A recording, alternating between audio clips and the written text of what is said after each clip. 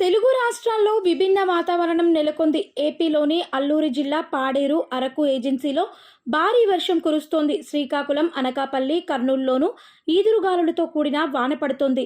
అటు తెలంగాణలోని మేడ్చల్, నల్గొండ, జనగామలో చిరుజల్లులు కురుస్తున్నాయి.